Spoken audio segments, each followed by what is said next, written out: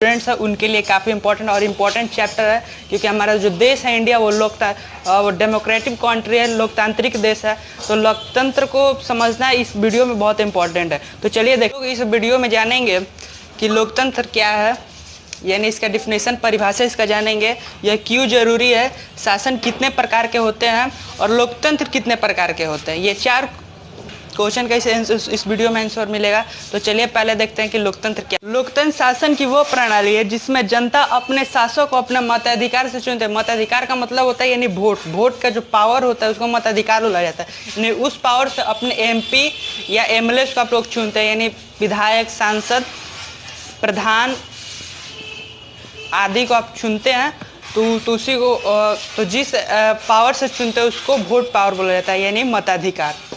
होता है क्या कि जनता जो है अपने विधायक या सांसद को वोट जो होता है वोट से जाती है, चुनती है, और विधायक जिस पार्टी के जितने अधिक विधायक होंगे उस पार्टी का उतना सीएम होगा, जिस पार्टी के सबसे अधिक सांसद हो गए उस पार्टी का पीएम होगा, उस पार्टी का सरकार होगा।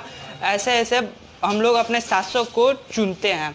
ये होता है फॉर्म। और अभी बात करते हैं कि लोकतंत्र कितने प्रकार का होता है। लोकतंत्र जो होता है वो 2 प्रकार का है, प्रत्यक्ष लोकतंत्र और अप्रत्यक्ष लोकतंत्र। प्रत्यक्ष लोकतंत्र वो लोकतंत्र होता है जिसमें जनता अपने प्रतिनिधि, जैसे कि सीएम पीएम को खुद चुनते हैं, वो संसद भवन में खुद जाकर कानून बनाएगी, विधानसभा में खुद जाकर कानून बनाएगी।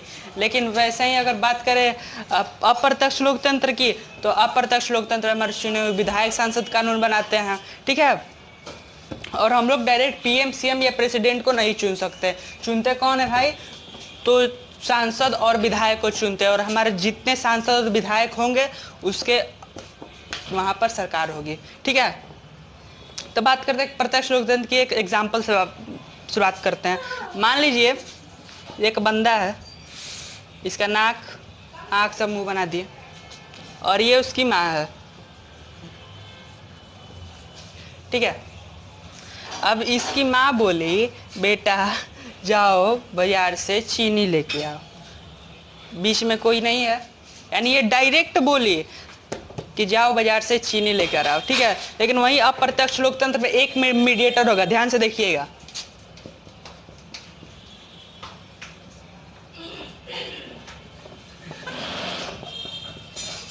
ठीक है, यानी कि ये मान लीजिए आपकी माँ है, वो आपके भाई से बोली कि जाओ बाजार से चीनी लेकर आओ, ठीक है। यानी कि बीच में मीडिएटर आपके मम्मी आपके भाई से बोली कि जाओ भैया से बोल दो बाजार से चीनी लेकर आओ, यानी बीच में कोई ना कोई मीडिएटर है, लेकिन इसमें नहीं है। उसी प्रकार यहाँ पर मीडिएटर के रोल में कौन होता है? एमपीज,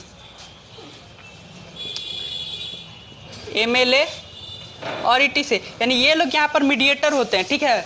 और यहाँ पर कोई नहीं होता। यहाँ पर डायरेक्ट आप पीएम को चुन सकते हैं, लेकिन यहाँ पर नहीं चुन सकते। यहाँ पर आप किसको चुनेंगे? आप एमपीज और एमएलए को चुनेंगे। याद रखिएगा, एमपीज और एमएलए फुल फॉर्म मालूम है ना? मेंबर ऑफ पार्लियामेंट और मेंबर ऑफ लेजिस्लेटिव असेंबली, यानी कि विधायक और सांसद को हम लोग चुनते हैं, और जिसकी मेजोरिटी ज़्यादा होगी। जैसे कि फॉर एग्जाम्पल मान लीजिए कि सेंट्रल गवर्नमेंट बीजेपी की सरकार है, तो उसके एमपीज ज़्यादा होंगे। यहाँ पर स्टेट गवर्नमेंट बिहार में एनडीए यानी कि BJP plus JDU plus LJP के अधिक विधायक हैं अन्य पार्टी के मुकाबले, इसीलिए यहाँ पर इसकी सरकार है, यहाँ पर इसकी मुख्यमंत्री है, एनडीए का मुख्यमंत्री है। उसी प्रकार स्टेट में भी है। ये बात इस पर समझ लेनी कि जिसके अधिक विधायक या सांसद होगा उसकी अधिक सरकार होती है। अब प्रत्यक्ष और अप्रत्यक्ष लोकतंत्र समझ गए? नहीं समझे तो फिर से बता देते हैं कि जनता इसमें कानून स्वयं जाकर बनाती है संसद भवन में, और यहाँ पर हमारे चुने हुए रिप्रेजेंटेटिव जाकर बनाते हैं। तो शासन 2 प्रकार के होते हैं, तानाशाह और दूसरा है राजतंत्र।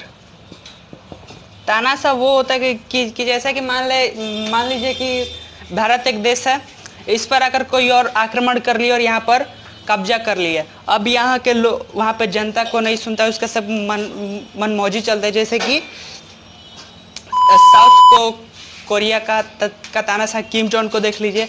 वहाँ पर उसका बस चलता है और किसी का नहीं चलता, जो चाहता वो होता है, जो नहीं होता। लेकिन वही उससे वैसा ही है, लेकिन राजतंत्र कुछ अलग है।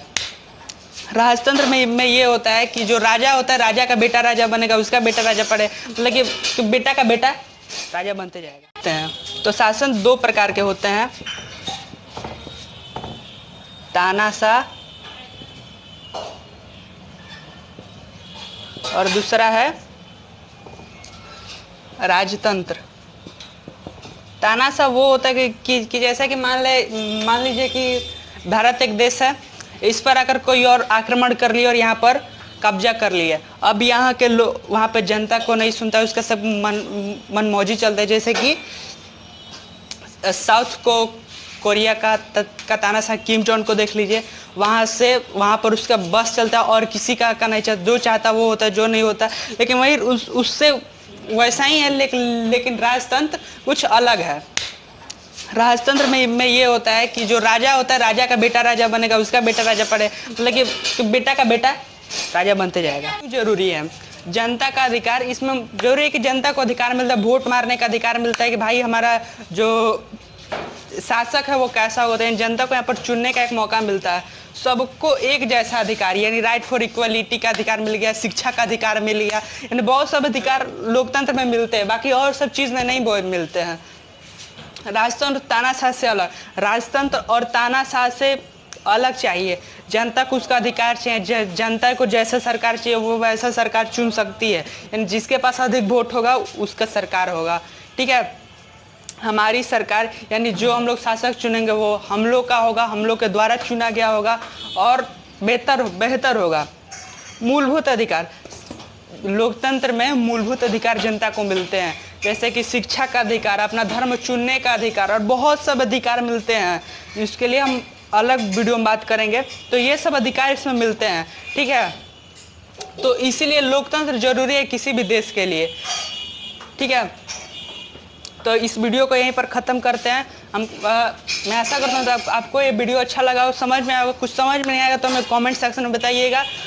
वीडियो अगर अच्छा लगा तो लाइक कीजिएगा, शेयर कीजिएगा कि और लोगों के जो लोग जानना चाहते हैं उनके पास जाए, और आपका भी भला हो और मेरा भी भला हो, मतलब उनका भी भला हो। और ठीक है ना, और अभी चैनल पर नहीं हो तो हमारे चैनल को सब्सक्राइब कर दीजिए। मिलते हैं अगले वीडियो में।